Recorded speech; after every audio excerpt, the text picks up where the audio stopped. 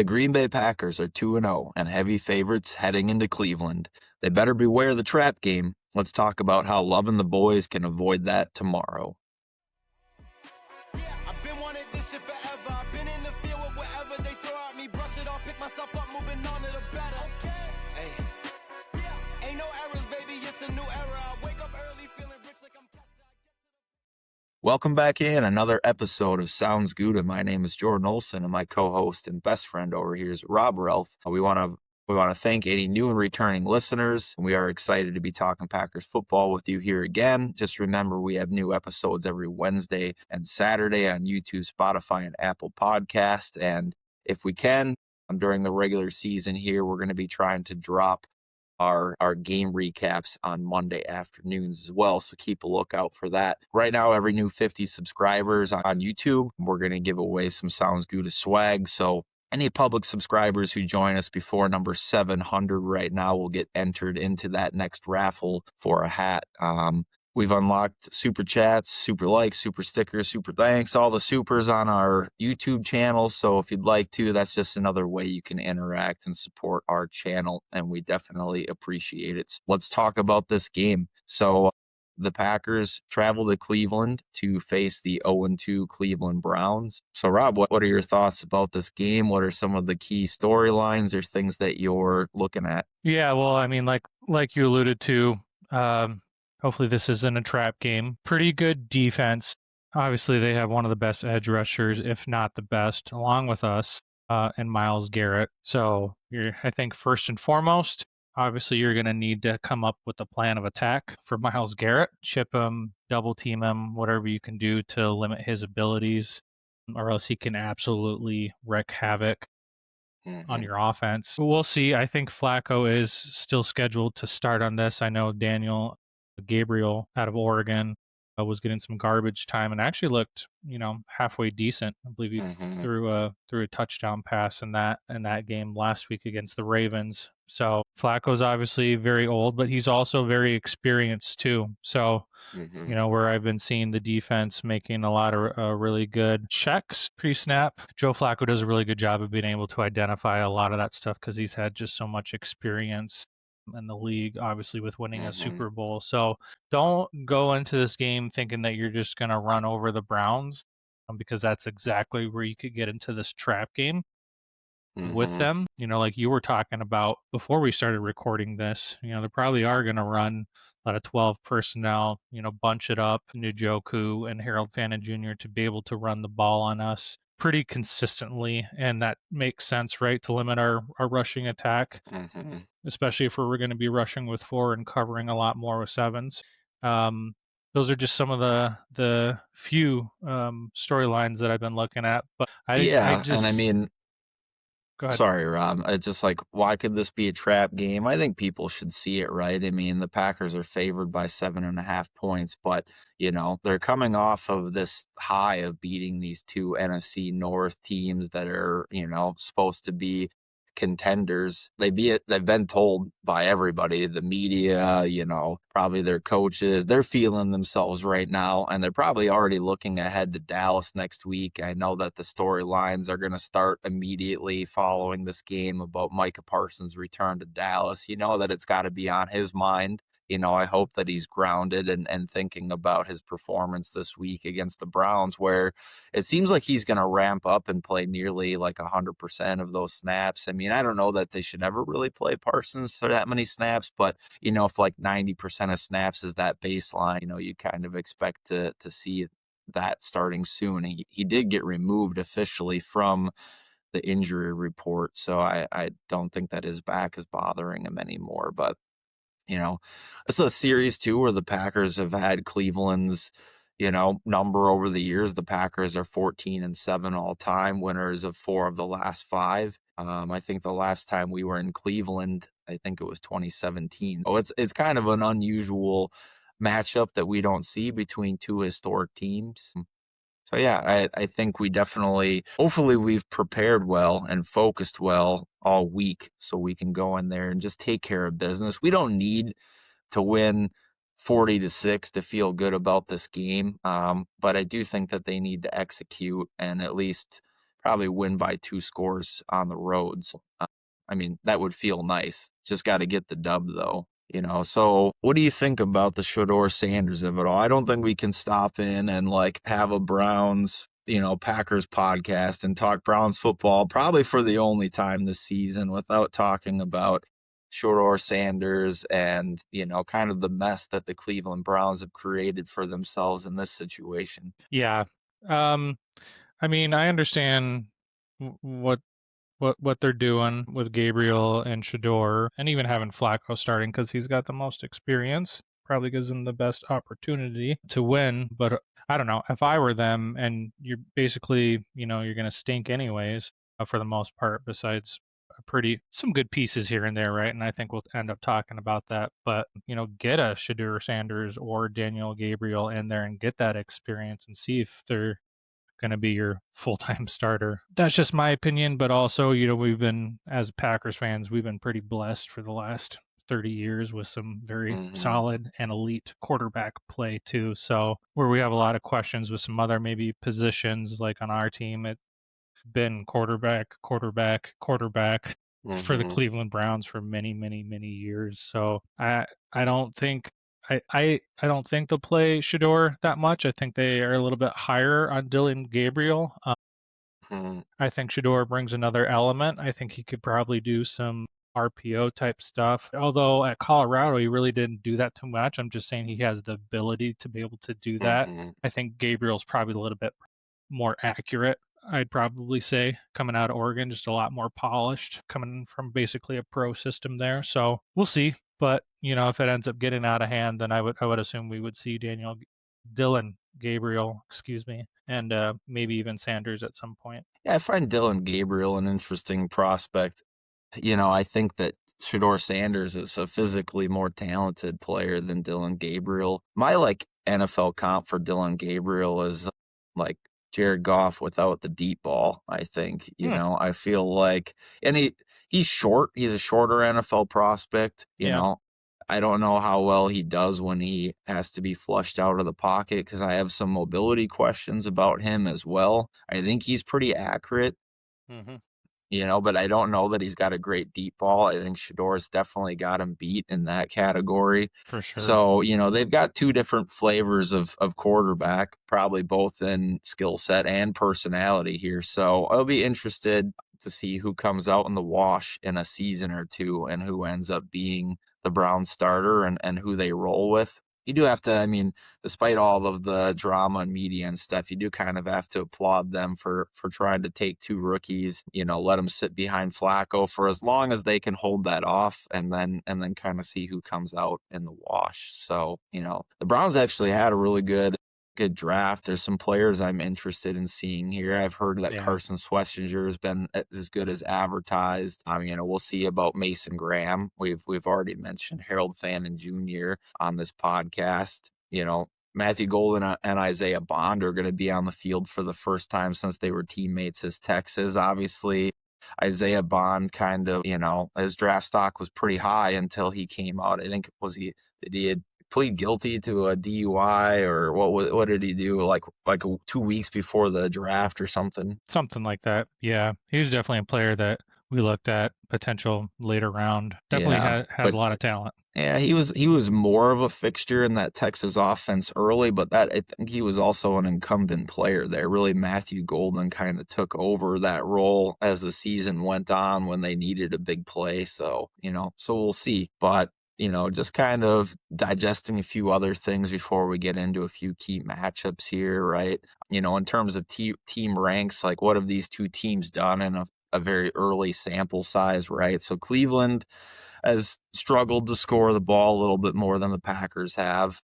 They're averaging 16.5 points in their two games. So they haven't been an offensive explosion by any means, where the Packers have averaged 27 points a game the last two games, right? And then points allowed defensively, Cleveland's giving up nearly 30 points a game in their first 2 games. The Packers averaging 15.5 points. So turnover differential as well. The Packers are +1. Cleveland is -4. So you can see some advantages there. I mean, those 3 statistics are all really indicative of what you'd expect from these teams that are heading in different directions right now, 1-2-0 and 1-0-2. So, both teams have been stout against the run, though. Cleveland has only allowed 45 yards per game so far on the ground.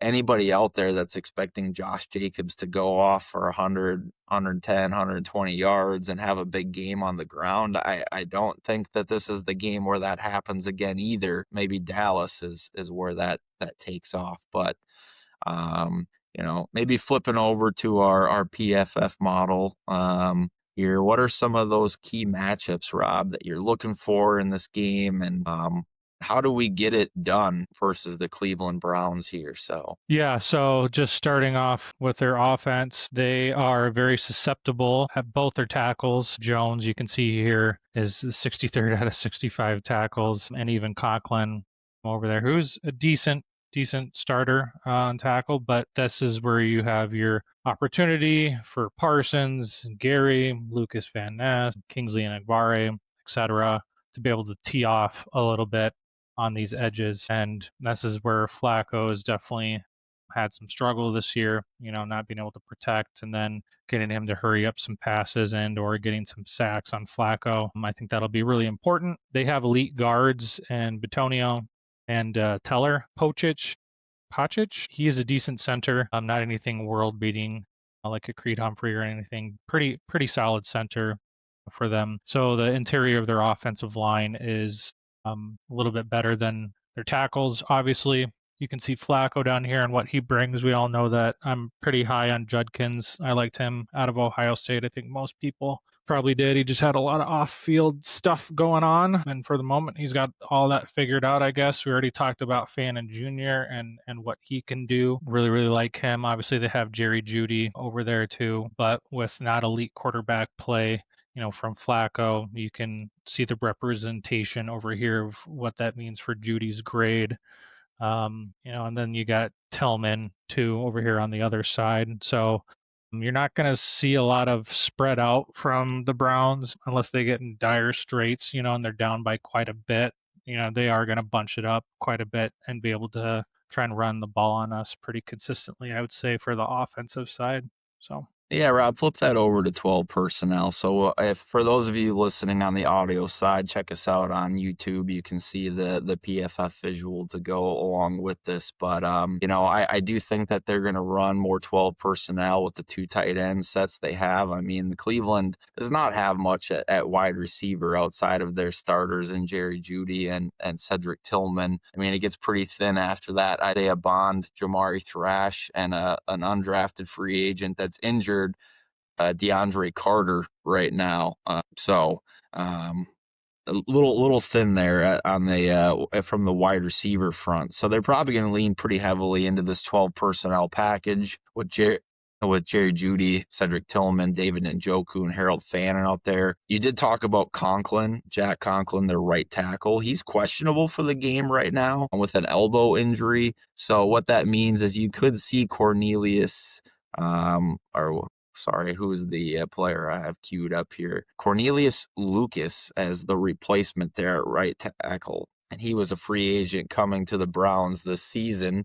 I don't know much about him, but I can't imagine that if he's the backup to Jack Conklin at this point in time, that he's a better player, at least from what the Browns view. So you're definitely right. The Packers pass rushers and Parsons, Gary, LVN, they're going to have opportunities on the edge to take care of this, passing attack and really go after Joe Flacco, which even in the prime of his career was not mobile. So, I think they could really pin their ears back and end up with 5 or 6 sacks in this game, really kind of wreck the game for Cleveland if they can get after the quarterback that way. What else do we see from this Browns offense? I think we kind of see that. I think the Packers will, maybe allow them to run the ball a little bit, but I really think from a defensive standpoint, that's a very similar game plan to the Detroit Lions and the Commanders game, both on offense and defensive side of the ball. So I could see things be playing out very similarly on both ends. But yes, go ahead, Rob. Yeah, I was well. Then with Nixon on either Tillman, Hobbs with Judy, our cornerback has been playing elite. We got Williams and McKinney in the back end.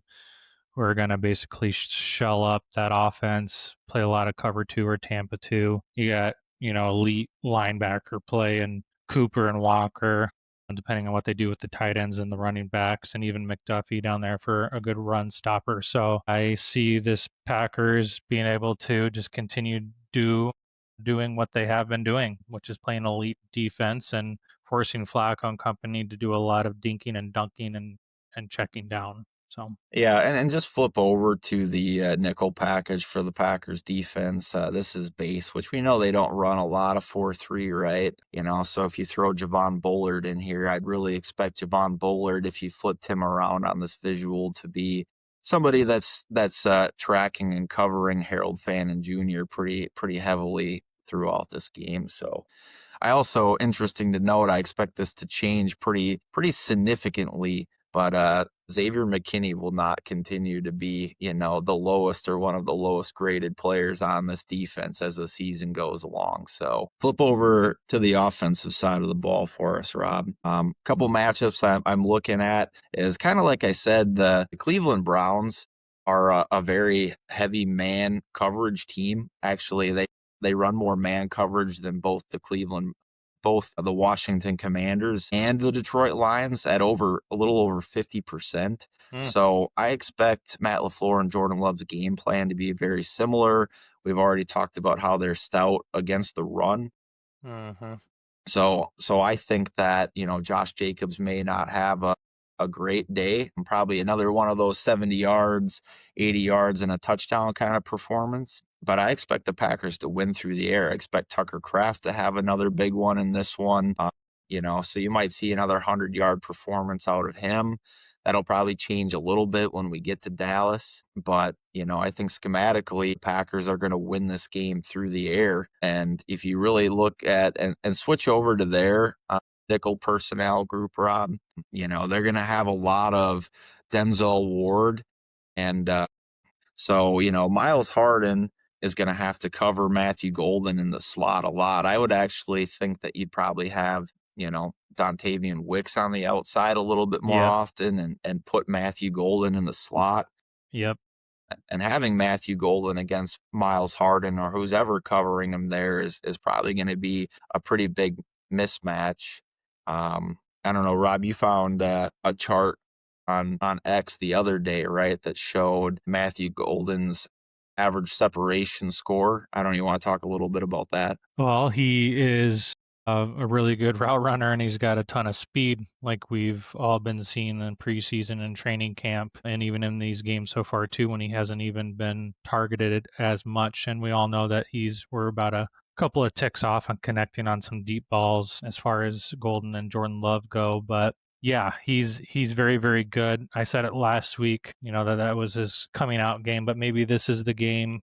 Greg Newsome had a little bit more of a difficult time, and even Delpit, it was a really, really good safety for them. Got eaten up too by Lamar Jackson and that wide receiver core over there with Bateman and Zay Flowers from the Ravens from last week. So yeah, basically if they're going to be playing, a lot of man-to-man, it's going to be a lot of one-on-one matchups. This is where I see, Wick's route running ability, Golden's speed, and route running ability and a lot of motioning. I know that Kraft ended up having a knee injury here yesterday. I think that we found out, so we'll have to see if he ends up being good for this game. But if not, we've been talking a lot about Luke Musgrave for him to come in and have a bounce back year after being pretty injury riddled the first couple of years. So if Kraft by chance can't go, then we'll see a little bit more Luke Musgrave. And I think he brings a different element,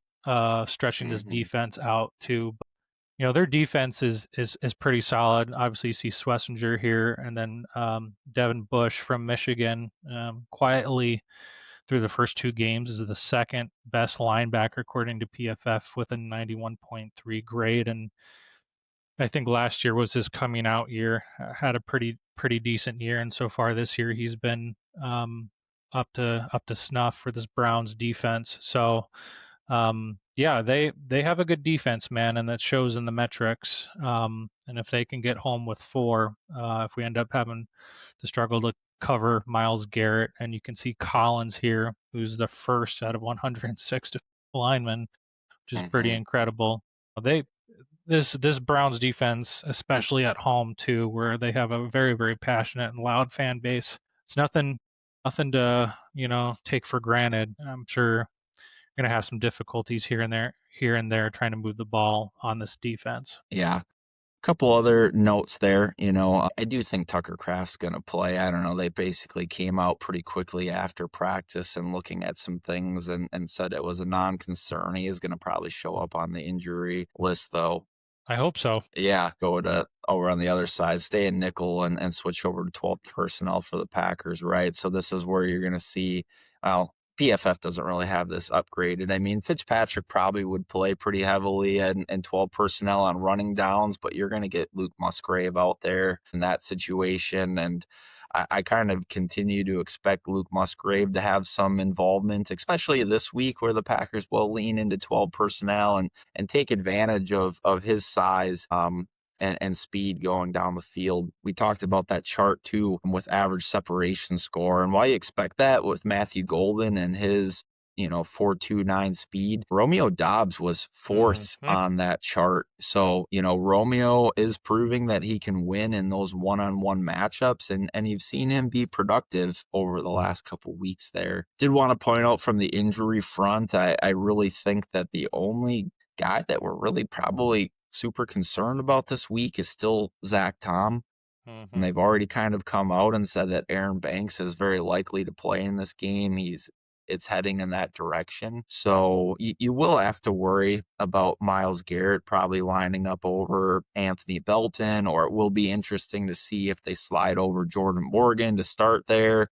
I kind of wonder if they just don't roll with Anthony Belton out there and see how it goes at the beginning of the game. But we know that Matt LaFleur, has essentially anointed Jordan Morgan as that 6th offensive lineman, his 6th starter. Although we haven't seen extensive time from him at right tackle. All of the tackle work we've seen has been at left tackle. He has played right guard. So that'll be interesting to see. Yeah, I will say I feel a lot better about Jordan Morgan out there on a Myles Garrett than I do about an Anthony Belton. But on the flip side, you're going to try and run the ball, at least so far, then I feel better about Anthony Belton versus Jordan Morgan. Matt LaFleur has had an excellent plan for those defensive players. And, I don't think that they're going to let Myles Garrett ruin the game. That doesn't mean that he's not going to end up leaving with a sack in this game, but I think they'll have a plan for him. They'll chip him with Fitzpatrick or, end up having a lot of Chris Brooks in the game. So, yeah. One other thing I did want to talk about on the offensive side of the ball is Joe Flacco leads this team, or leads the NFL in passing attempts, but he's 30 out of 35 in yards per pass attempt. So they're probably going to be looking to get the ball out pretty quickly, probably not moving the ball down the field a ton. Joe Flacco, 0 big-time throws according to PFF this year. So really not creating any of those chunk plays that we've been talking about. Kind of on the inverse of that, Jordan Love already has 6 big-time throws this season. So just a couple other things to note there. So. Well, and that plays really well, obviously, into this defense, as I was alluding to, right? Checking down, dinking and dunking, and with the speed that we have all over this defense, rallying to the football. It's exactly what we got from both the Lions and the Commanders, and that worked out really, really well for us. So yeah. So kind of wrapping up just injury report stuff, I don't see a lot of injuries on either side of the ball outside of the tackle injuries. The Zach Tom injury is obviously one that we need to be aware of. And for them, you've got that Jack Conklin injury. It looks like their guard Benito is questionable for the game as well. So we'll see if either of those guys play, but really the Browns don't have anybody else marked as injured. So with that, let's jump into our score predictions and get you on to the rest of your Saturdays or Sundays, depending on when you're listening to this. Yeah, so the last couple of weeks I've been hitting the Packers 27 mark, and I've been pretty good about that. So I'll stick with a 30-17 win and the Packers to cover from a betting perspective. Yeah, I guess, Rob, we're on similar wavelengths again, slightly different scores, but pretty close in regards to the feel and the outcome we're going to have. So I spent a few minutes thinking about this, and I had the Packers winning 31-13.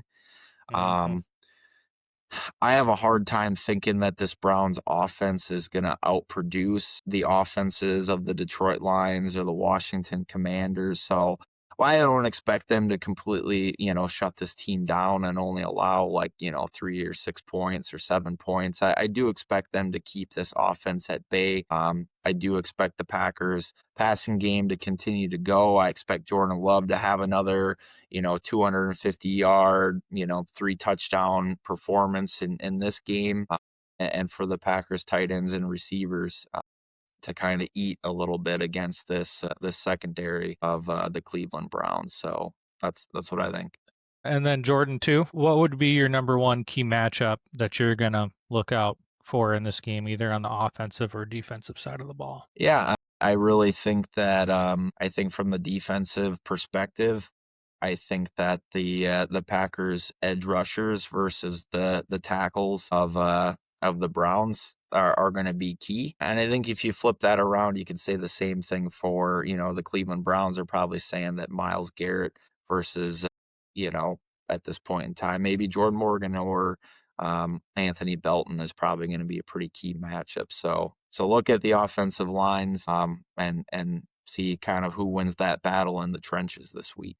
Yep. And then I love that one, obviously, but I'll go a different route. And I'll say that Golden versus either, Greg Newsome or Ward, and even their safeties as well, with just how well, I'm really hoping that how well they cover and they play on that back end, I really think that Golden, at least in a lot of man-on-man too, with his average separation score, could create a lot of havoc for this Browns defense. So Matthew Golden versus their secondary is the key matchup for me. Awesome. All right, Packers fans, that's all that we have for you.